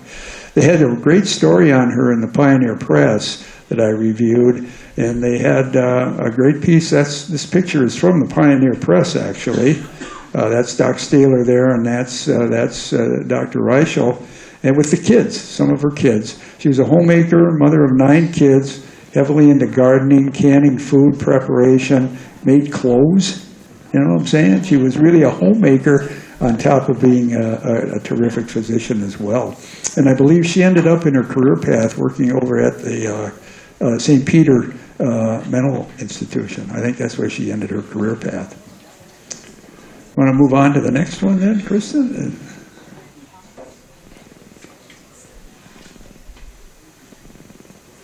Okay, Doc Rinda. Now, many of you remember Doc Rinda. You know, he was quite a gentleman as well. He was a local guy, grew up. He actually had the first X-ray machine in this town before the hospital had an X-ray machine. He was heavily community-minded, New Prague Hospital Chief of Staff. He actually started the first ambulance service with Ben Bruzek in town. Remember, those were the days when the ambulance was the hearse, I believe. There was that he actually was the first medical director for that. He was the LeSueur County coroner. He was in the armed services as well. He worked in the VA hospital over at St. Cloud during World War II as in the psychiatric department, and he was a member of the Third Degree Knights of Columbus and the American Medical Association. He was a unique guy with hobbies, into gardening, loved music, golfing, woodworking. That was his deal. Panelists, do you have any thoughts at all about Doc Rinda you want to bring up? He was involved in the war. Of course, I had a nice conversation with Ann regarding him over the phone, and if I'm correct, Ann, after the war, during the war, he served in St. Cloud in a psychiatric hospital. Is that correct, Ann? And when he came to New Prague after the war to study, he was born and raised in New Prague. He was worked with Dr. Novak. Is that correct, Ann? Yes, when he first came back to New Prague, that was probably about 1947 or so.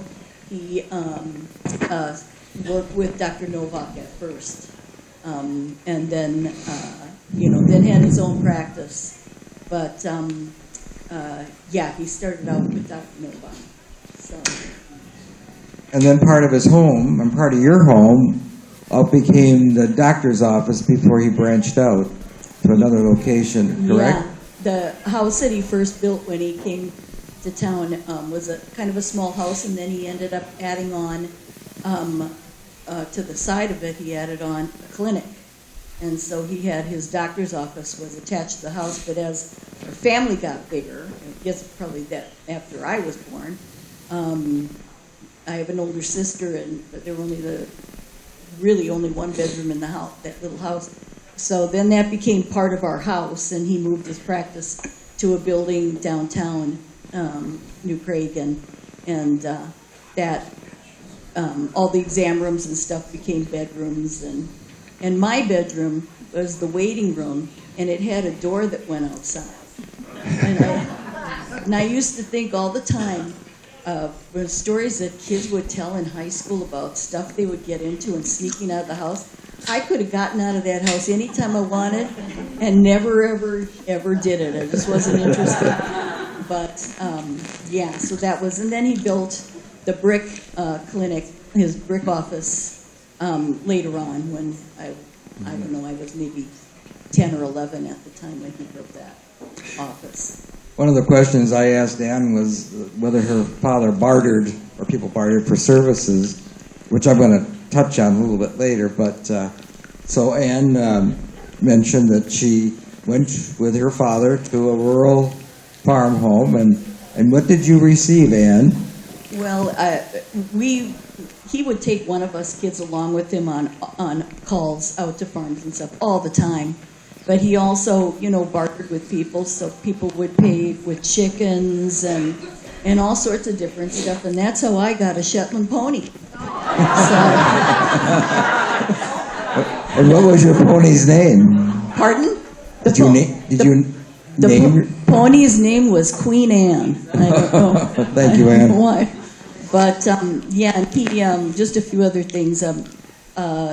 He was a deputy coroner for LeSueur County, and so he was getting up in the middle of the night. The phone was ringing all the time for him to go out to accidents and things.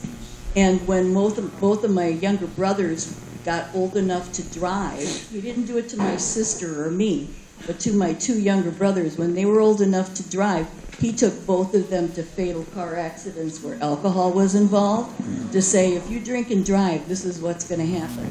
And I remember talking to my brothers about those, and they both clearly remember those experiences. So, we taught them a lesson, I guess. And can you give me a bit of your family or your background in your delivery and how that all fit into the work at the hospital? Yeah. So me personally, yes.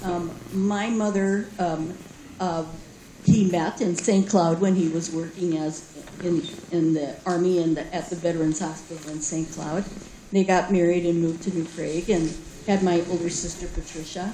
And then when she was pregnant with me, Dad didn't like to talk about this much, but he told us that it was Memorial Day and they were going to go on a picnic, and she started to have pains, abdominal pains, and he thought, she was pregnant with me at the time, and he thought, oh, she's going to have a miscarriage. But the pains got getting worse and worse. So he called a doctor in Minneapolis, an OB/GYN in Minneapolis, who drove down to New Prague and looked at her and said, I have to take her back to the hospital in the cities. And so she went in the doctor's car because Dad had a 4-year-old child at home that he had to deal with. And it turned out my mom had ovarian cancer. And so I was born 2 months early because she wasn't going to live full term. So I was born in August, and 6 weeks later she died. So that was my mother, Patty. How was my dad going to take care of an infant, a 4-year-old and an infant at home? So I was in the nursery at the hospital in New Prague, and I just stayed there. I was there for months and months and months. Because he couldn't, and on weekends, sometimes he'd come and take me home at times. And he was there every day making rounds at the hospital. But one of the nurses that was taking care of me was, in the nursery, was Armella Holzer. And they got married. And so when I was about a year old, they married. And to me, she was my mom, because I was a year old. And she was the most wonderful, absolutely amazing person.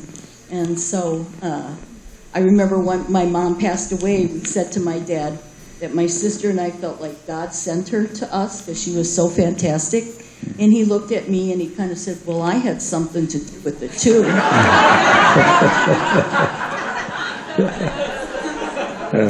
Very good. I just have one quick thing to add, Ann, is that in a conversation with Virginia Lane Mahold, who was your godmother, she had told me the story where your father took you out of the hospital and basically stole you and brought you to your mother along with Virginia Lane to see your mother before she passed away. And I do not know if she ever told you that story. No, I didn't know that one, but but that was a very tender story, and best friends. Yeah, the human interest that we learn things every day from conversation, don't we, folks? Yeah. Thank you. Yeah, thanks a lot. All right. Yes. Oh, we have someone here. Yeah. I have a short story. Sure. We live next door to Dr. Rinda's clinic, and my children had a pet goose. And what? Yeah. And the goose was chewing the wires of his patients' cars. And I, of course, apologized. And I said, I'm so sorry, but you cannot train a goose. So then the goose hurt his little wing. And I knew my children would be upset. So I walked to Dr. Rinda's clinic because I was good friends with the family. And I said, could you do anything? Well, it's a goose. I said, I know, but my children love him. So he put a little bandage on my goose's wing, and it healed. And I hope he forgave me for what he did to all the wires.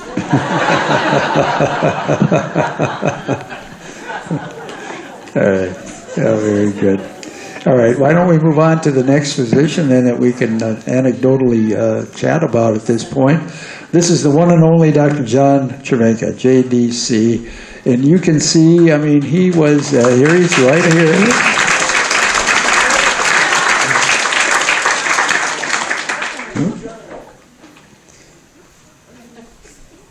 There we go. And as you can see, I mean, he's been heavily involved in community-related activities as well. He's been the chief over at Queen of Peace for a number of times.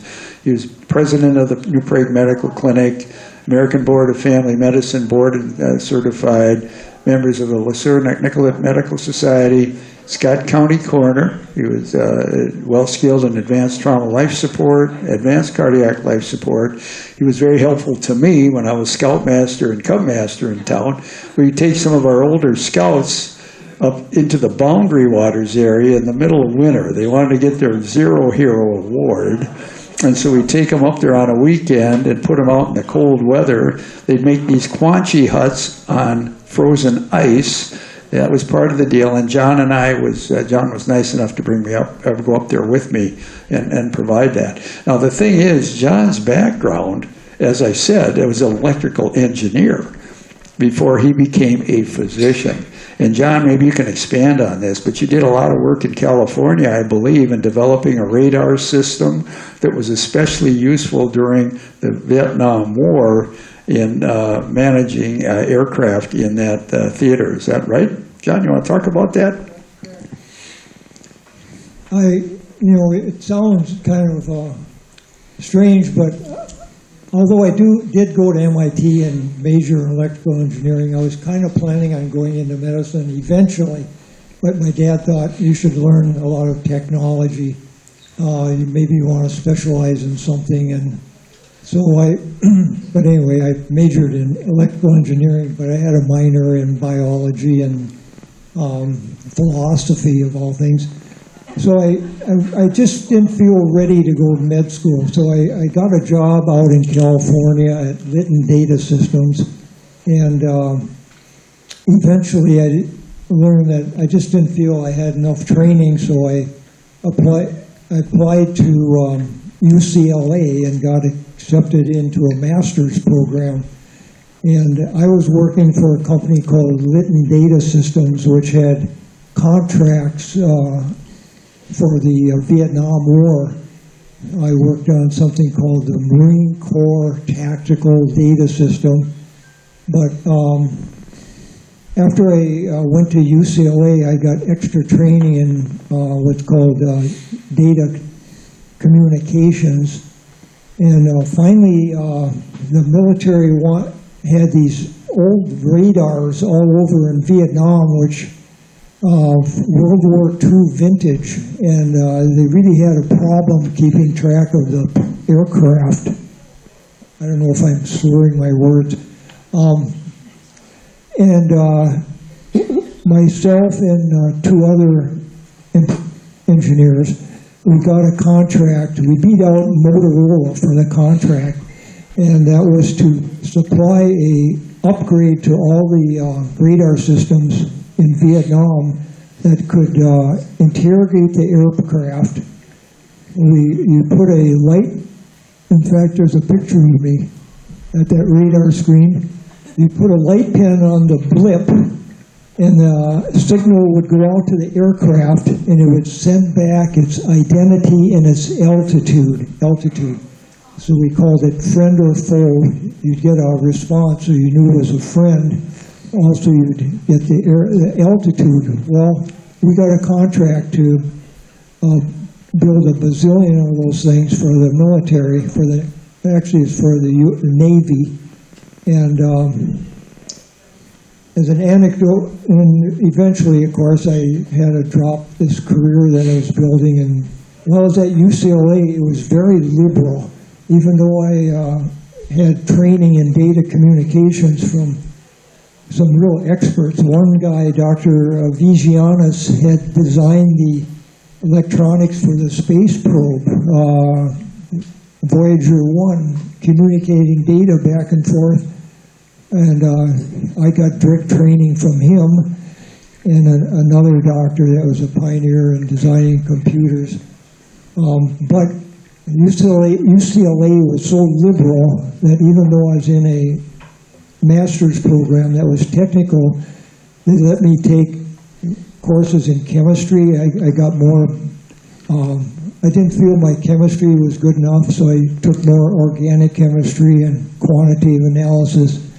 I can remember synthesizing aspirin in the laboratory, and studied zoology and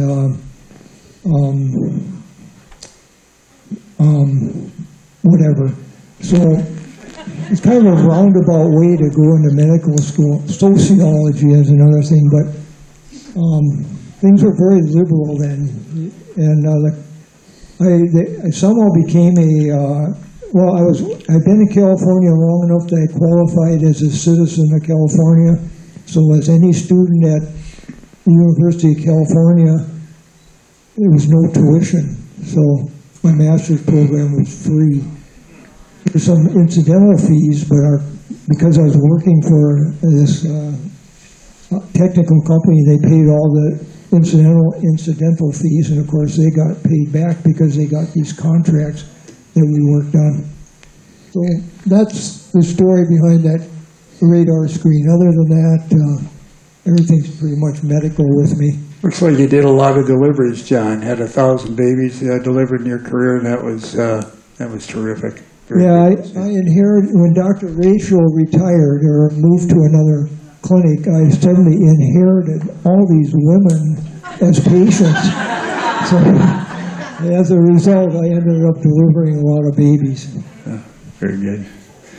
Any comments from the crowd on Dr. John? I have something. I think Dr. John will probably remember this, but we were working at the hospital in early 70s, 69, 70, 71, installing the coronary care unit. And at that time, it was the up-and-coming thing. And I remember Dr. John came up one evening to see a patient, and I can't remember the gentleman's name that was an electrician in New Prague. Last name was Bates, Frank Bates. He was there that night doing the wiring, and it was under the desk at the nurse's station. Dr. John comes walking around the corner, sits down on the chair, says, "Frank, what are you doing?" Well, the two of them had this conversation about electrical, and he was a really good teacher when it came to explaining electrical systems of the heart and how they work. But I remember him down on the floor with Frank Bates, checking out the wiring. Very good. Thank you. Any other comments about Dr. John at this point that you want to bring up in front of the crowd? All right, why don't we move on then? Again, if you could move that, Kristen, for me, that'd be great. Okay, Dr. John Berg. Now, Doc Berg, unfortunately, is one of our snowbirds. He's down in Florida right now, but he did give me some great info. Dr. John was the founding physician at a new clinic in town that came into existence in 1972, the Parkview Medical Clinic. He was the founder of that, and he was heavily into family medicine. This is the guy that I ended up going into partnership eventually. He was heavily into deliveries of babies. He delivered over 1,000 babies himself. Really appreciated living initially in Montgomery, then came to work here. He ended up moving to the New Prague area. As you can see, he was very community-minded, very focused on Chamber of Commerce work, did a lot of work in the area of the medical staff, chief of staff. He became the LeSueur County coroner after Doc Rinda gave that up, and he remained their health officer for an extended period of time. Now, John, of course, was heavily involved also in athletic events in this community. Very dedicated to wrestling. Got a program going for young to get them interested in wrestling, and he promoted this, and it paid dividends as these kids ended up going into the high school system. And it continues to do well simply because of that. He was a member, as I suggested, of the Chamber of Commerce. He was on my committee when I was a Boy Scout leader, New Prague Troop 323. He was on my committee. Member of the Minnesota Medical Association, Scott Carver County Medical Society, and then eventually Nicollet-LeSueur County Medical Society as well. Any thoughts, panelists, about Doc Berg at this point that you wanted to chat about? Any anecdotes? I can hardly wait to hear from the crowd. They must have some anecdotes on Doc Berg. Yeah, I grew up with Doc John's kids, John, Mark, and great friends through high school, wrestled with them, spent a lot of time pheasant hunting, etc. And got to know Doc John real well, and he's like a second father to me. And to say he was competitive is, I think, an understatement. And so you talked about the wrestling program, and he really developed a kid wrestling program that was the envy of the state. And I was sitting with him at a tournament once in Rosemount. I was coaching with his son, Mark. And he was sitting next to us, and somebody came up and they said, well, how do I know my son is old enough to wrestle? And Doc said, is he continent? If he's continent, can hold his own urine, he's old enough to wrestle. And then there was a time when he got involved in a pie eating contest at a Minnesota Kicks game through Lincoln Dell. Yeah. And we're driving up with him, and we look over, and he's got a plunger with him.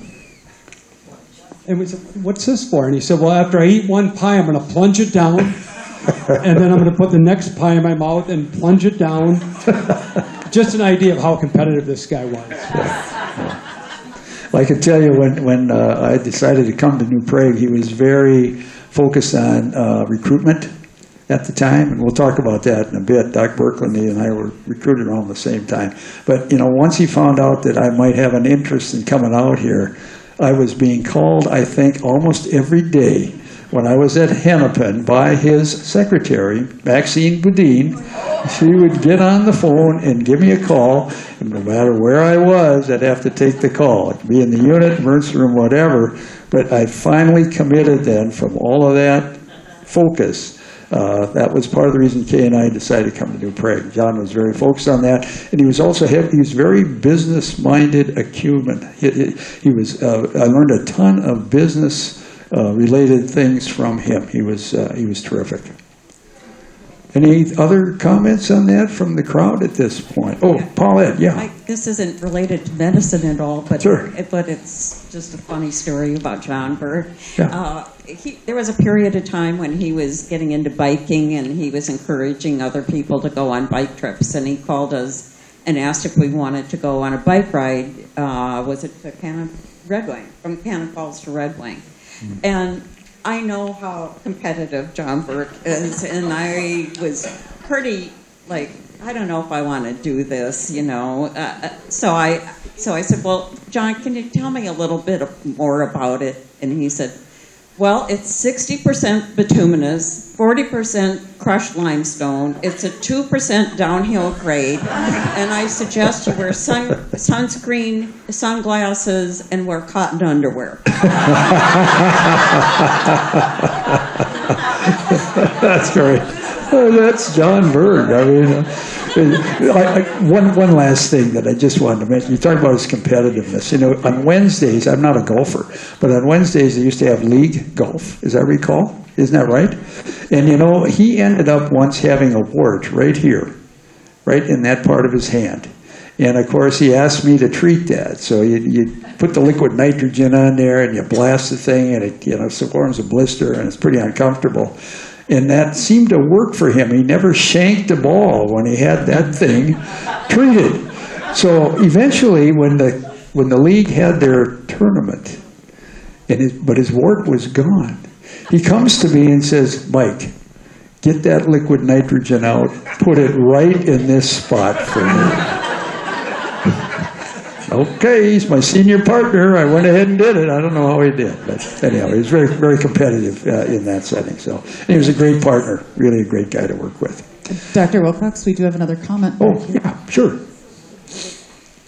So, kind of ironic with your story. I don't know how many years ago, quite a few years back, but we were down in, I believe, Lanesborough or Fountain, down in that area, camping.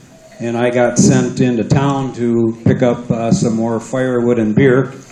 So I ended up going to a Casey's grocery store. And when I got there, there were 2 bikes outside. And as I was kind of walking through, here was Dr. Berg in the little medical section. And on his knee was a huge gash, and he had blood all the way down to his ankle. And I said, well, Dr. Berg, what in the hell happened to you? And he says, well, me and Ann, I think his wife is Ann, we were biking, and I seen a rattlesnake, and I pulled over, and I wiped out. He was all cut up. I said, well, do you want to ride somewhere? He says, nope, we'll take care of it. That's John Berg, yeah. All right. Very good. Well, excellent comments. Well, why don't we move on then to our second to the last doc we're going to cover in this century. That's Dr. Carl Birkeland. Now, he was another one of my partners. He actually joined Doc Berg before I did. He was a unique guy. Well, he had an excellent background. He actually came to us from California, and as I mentioned, he had his degree actually in invertebrate anatomy prior to applying to med school. He ended up then doing his residency in family medicine at St. Paul Ramsey, which is now a Regents Hospital. He joined Doc Berg with us in 1973. He was a member in excellent standing and a leader at the Hennepin County Medical Society, the Minnesota Medical Association, and the American Academy of Family Physicians. Now, Carl, as you may recall, was really a fan of the Vikings and the Gophers. That was his thing. And he really, every weekend, he would bleed if the Vikings lost, and he would bleed more if the Gophers lost. That was just his thing. Now, he got in, when he retired, he kind of got into more gardening and landscaping, as I understand it, and he was into movies. This guy on weekend would go to movies, and he would check out the latest movies, and he would talk about that on an ongoing basis. This guy did research.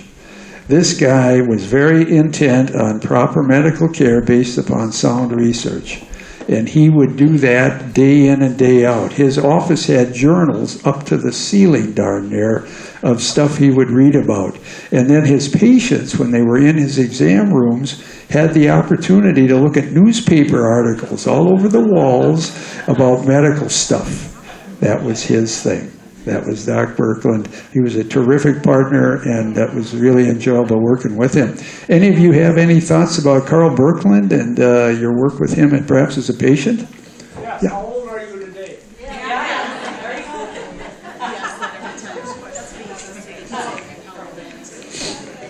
Okay, my name is Joan Goggins, and I have a couple stories about Dr. Birkeland. And one was that we both lived out at Cedar Lake. And, okay. Okay. And it was very snowy.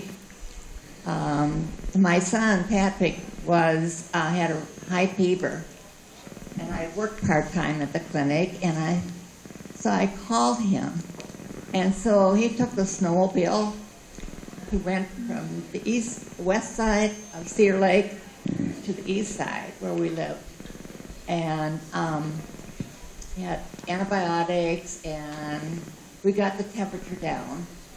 And by talking about making a house call in the middle of a snowstorm, he went over and above, and I'm not even sure he billed us. So another story I have is I had the clinic doctors over for dinner, and Carl would get so excited, and he'd get up and shout, and make a point. And my husband had our son Patrick on his lap, and as Carl was talking and his voice maybe getting a little louder, Patrick started screaming. And I was in the kitchen, and I thought, uh-oh.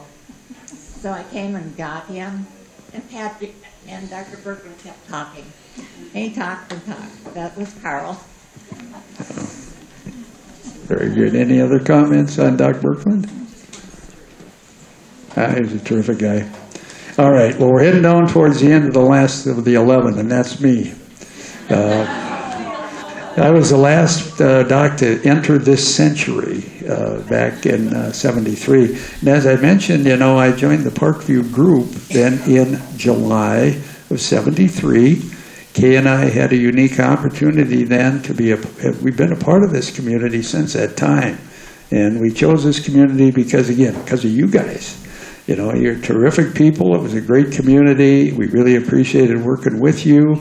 Great school system, great religious groups in this community, very sound agricultural community, salt of the earth people, and heavily into business, small business and large business, and it was made for us.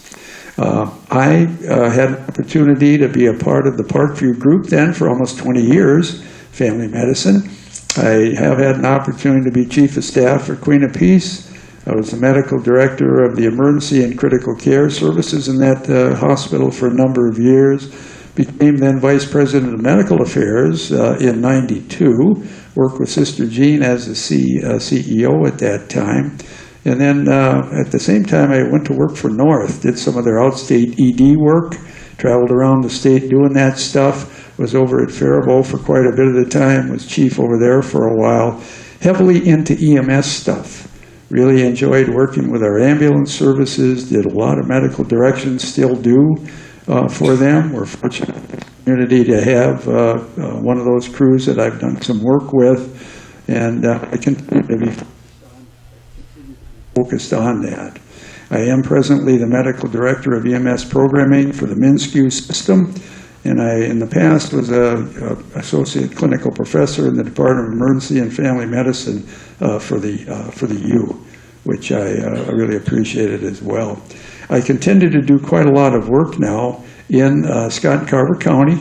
My focus is community health, public health. Do a lot of work within that arena. Every now and then, if I have some issues I think that are of benefit when it comes to community health, public health, you might see me on Facebook. I periodically will hop on Facebook and talk about some initiatives that I think might be useful for my patients as I continue to do this work. Now, I have a couple of family members here that may want to chime in about my work as a doc and their setting in the family. What do you think? You want to say anything about this?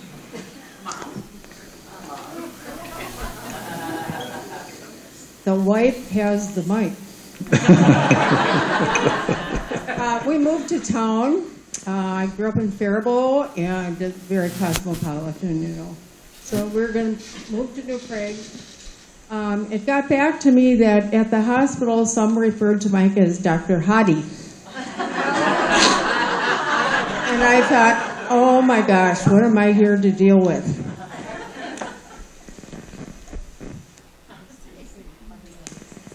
Oh, yeah. He'd come home and the kids would always say, well, what did the funny little nurses have to talk about today? So that was kind of a running family joke. But I thought, when I heard about Dr. Hottie, I thought, what other profession can you get called in the middle of the night? I'll meet you at the back door of the clinic. So I soon got over that. But one other thing is, he would, I don't know if you remember his jogging days, with the orange stocking hat. Finally, people would say, what's wrong with him? Well, he damaged a nerve in his leg, but back to him being on call, he'd get called, and I was so OCD, I'd think, oh my gosh, I got to find him. So in my pajamas, I'd get my coat on and drive around town trying to find him, and I'd find him, and I got the weirdest look. nobody interrupts my jogging.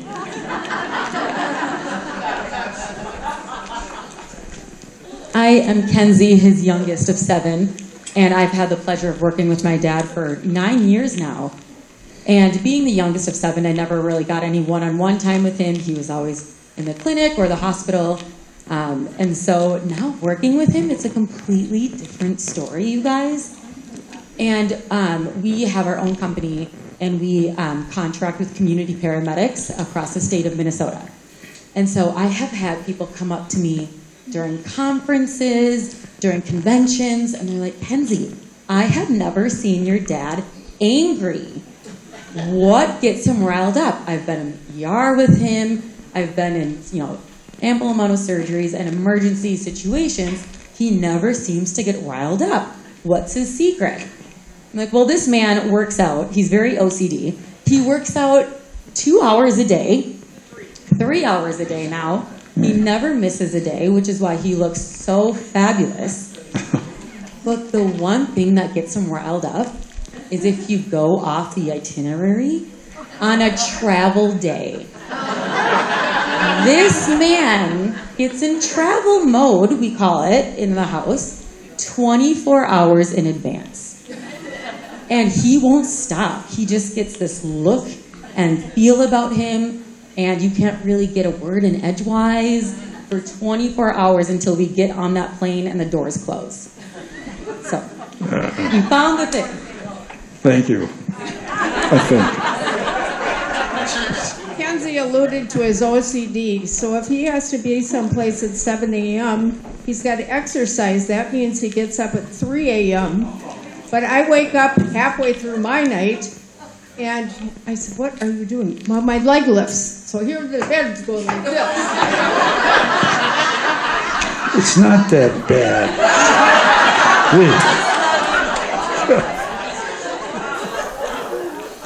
Would anybody else like to roast, comment on Dr. Wilcox?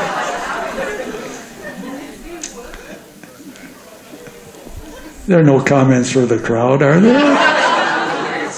In your tenure of being a doctor at Parkview, how many quarters have you given away? Do you have any idea? Oh, okay. Explain it to. Let me say this, Glenn. In early days, we had nickels. And Carl and John and I had nickels. We had pockets full of nickels. And nowadays, you can't buy much with a nickel. But we would have, in our pediatric setting, nickels. And if we had kids or their loved ones with them and they were kids, we'd give them each a nickel. And you couldn't wait till these kids would head downtown to the Ben Franklin store, which was right on Main Street, to buy something with their nickel. We always heard that. That was something that we gave. Nowadays, a nickel, is nothing. You know what I'm saying? But that was something that we did give, Glenn. That is true.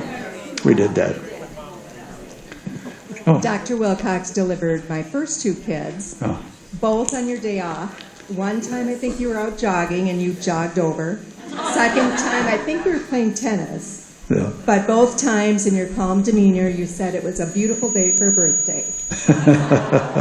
Let me say this. I lived 3 blocks from the hospital.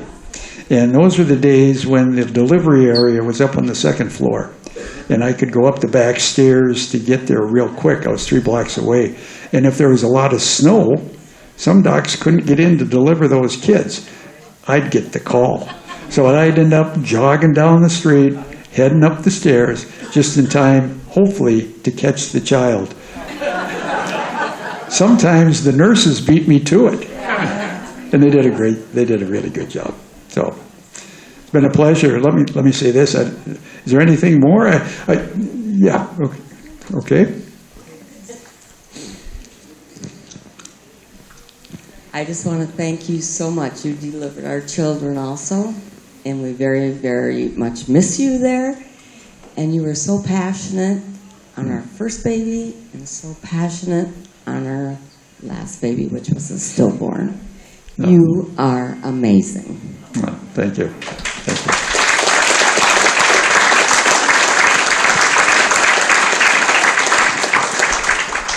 Okay, well, I think we're kind of, McBroom's going to talk.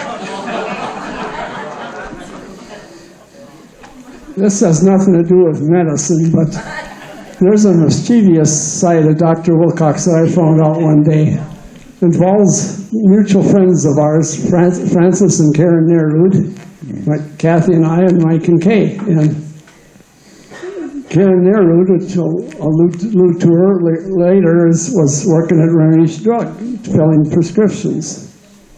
Well, one day Mike calls me up and says, Maxine was going to throw out this plant. It's completely dead. Ron, why don't we take that plant and we can get some card from a florist and put that card on there and put Love Fritz. The plant is completely dead. And I immediately got a bad feeling about this. I said, Mike, I got bad vibes about this. Ron, no, it can't fail. He says, I'm going to the hospital, making my rounds. I'm down there about 5:30. It's dark in there. I'll just put the plant on the counter, and I'll be out of there. So what happens is, I went and got to the florist and grabbed one of their cards, and luckily I tore off the part that says what the florist is. So I told Mike, I says, I can't write on here and put Love Fritz. You got to do it. They know my handwriting. He said, oh, got no problem, Ron. I'll do that. So he drops the plant off with the Love Fritz on there, 5:30. Who should come in there but Sister Catherine at 6 o'clock? Now, Fritz Nerud is an electrician from the hospital, and she's madder than heck to see that Fritz Nerud got this plant for his wife, and it's dead. So she waits till about 8 o'clock in the morning, calls up every florist in New Prague and says, did you deliver this plant? And so she takes the plant up to Karen and says, this is terrible, this plant is dead. Karen looks at the card and says, you know, that handwriting looks familiar. Sister Catherine looks at it and says, yes, I think it does look familiar. Whatever happened, Mike, did Sister Catherine give you a call? She recognized my printing is what happened, because I generated documents for the hospital frequently. She recognized my printing, and she knew it was me. Couldn't put anything over on Sister Catherine. You know what I'm saying? She was unique. Well, golly, let me say this. It's been really great. I really do appreciate it. Let me say this. I want to recognize again the folks who really helped me a lot in putting this together. And I just want to reemphasize again. Kirsten, really appreciate your fine work on this. Thank you. Kelsey again, she did really terrific work with me in putting this PowerPoint together. Appreciate that. Tim, you know, you've done great work with the audiovisual and all that stuff. And I appreciate our panel members, Paulette, John, Dennis, really appreciate that. And, you know, Tom Bonasic, I appreciate him getting me on this. He was nice enough to ask me to consider doing this. It's been a really fine opportunity for me. So I appreciate you guys coming out, hanging out with us. I think it's getting kind of late. Kirsten, do you have something more to bring up? Just wanted to reiterate what Dr. Wilcox said. Thank you, everybody, for coming out. We appreciate you being here. After counting, I think this is the biggest event we've ever had. So I think if we do something like this again, maybe we'd have to look at a bigger venue. But I do think that Dr. Wilcox was a big draw, so we appreciate you being here and collaborating with you. Also, we do have several displays at the New Prague Library. There is one at the library right now of antique toys. So if you're out and about, you're welcome to stop in and check that out. Otherwise, we'll be around for a little while yet, so if you'd like to chat with any of us. Otherwise, have a wonderful evening, everyone. Yeah, before we conclude, excuse me, I want to acknowledge the unsung heroes that every doctor had to have a good nurse. And how many of you in the audience have a nursing background? Would you raise your hands? Thank you.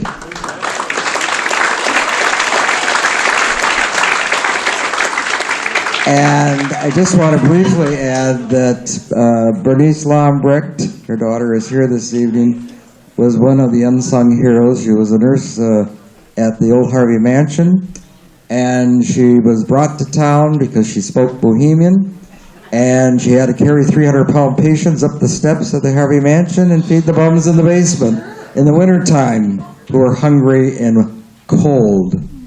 And in addition to that, I have comments that I'll include that I'll pass on to the Historical Society in regard to the pharmacists. And I did bring some things here this evening in bottles. And Virginia Lane whose parents were pharmacists. The woman will appreciate this. Her mother had a 4-year degree from pharmacy at the University of Minnesota, and her name, she did all the concoctions in the back room, and her name was never placed on the labels of the Lane Pharmacy. So a lot of sexism during that time and unrecognized for her work, as well as the Piesinger sisters, who started a pharmacy in New Prague. And it is a testament to the female part of our medical community. And by the way, I did not have a medical degree, but I worked myself through college working in a Swedish hospital in Minneapolis. So I saw a lot of action on the plate. So thank you again. As we talk about the nurses and other people that provided, and we talk about this 100-year span of healthcare in our community, I think we'd be remiss in not mentioning Ben Brujic, who did our ambulance service 24 hours a day, 7 days a week. Went out, did ambulance service in a community where you know everybody, so you go to those accidents, and then had to also take care of them, within the funeral home. And I just want to mention him as one of the unsung heroes that provided a lot of medical care to our community during those years. I agree. All right, thank you, everyone. You're welcome to grab another beverage and hang out. There's lots of things. If you haven't stopped up yet to view some of the vintage items up here, you're welcome to come up and do that now. Thank you.